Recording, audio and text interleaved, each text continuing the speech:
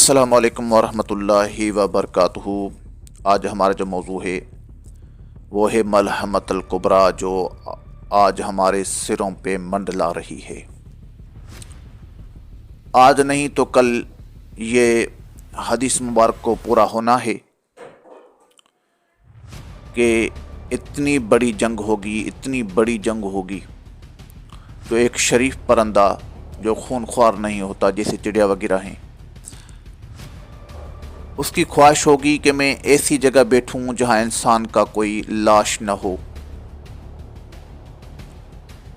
انسانی کوئی ڈھانچہ نہ ہو، انسانی کوئی گوشت نہ ہو، جہاں بدبو نہ ہو۔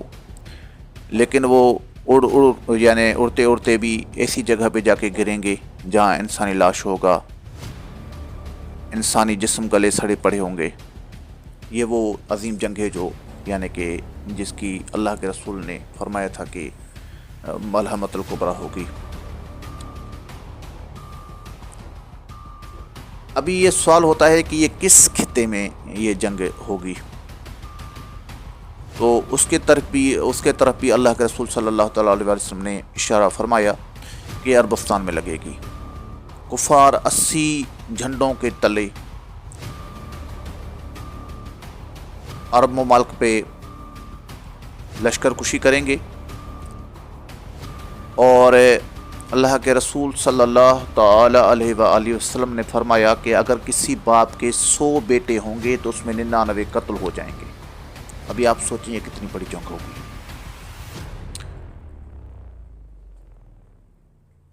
ابھی یہ جو ممالک ہیں، مثال کے طور پہ سعودی عربیہ ہے، مصر ہے،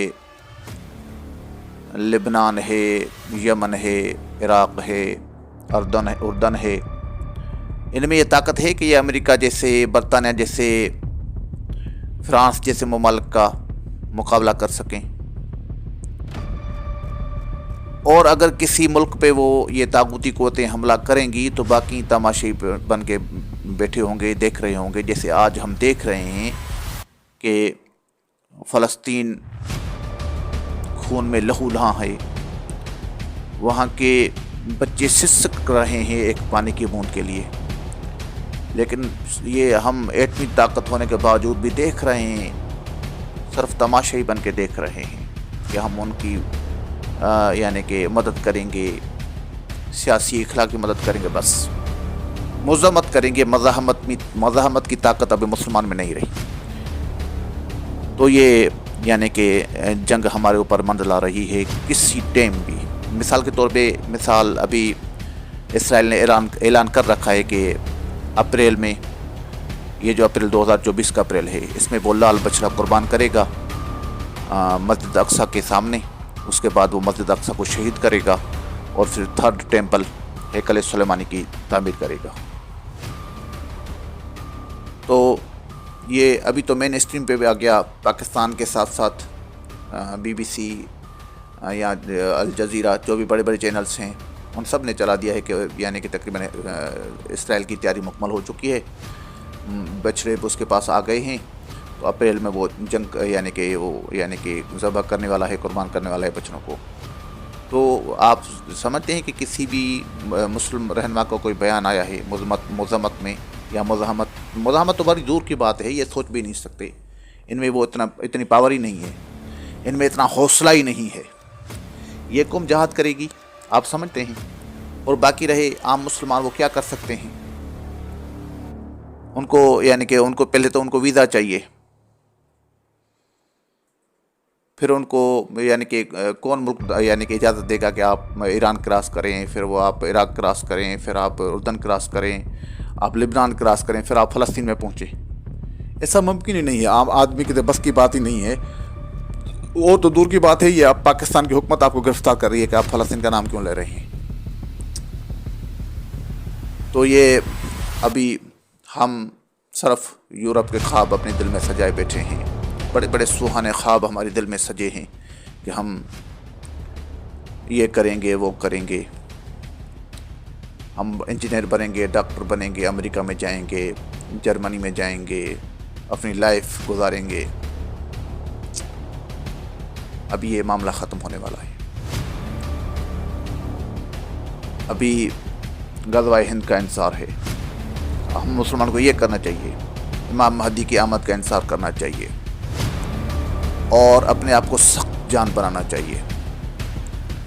یہ ملحمۃ الکبریٰ لڑے گا کون؟ عربستان میں طاقت ہے، عربوں میں طاقت ہے کہ یہ ملحمۃ الکبریٰ لڑیں گے؟ فلسطین کی تو نسل کشی ہو رہی ہے، وہ تو آج نہیں تو کل ختم ہو جائیں گے.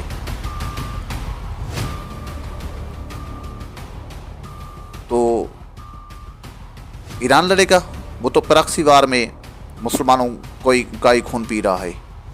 کبھی شام میں مسلمان کو خون پی رہا ہے، کبھی یمن میں، کبھی عراق میں، مختلف جگہوں پہ، لبنان میں.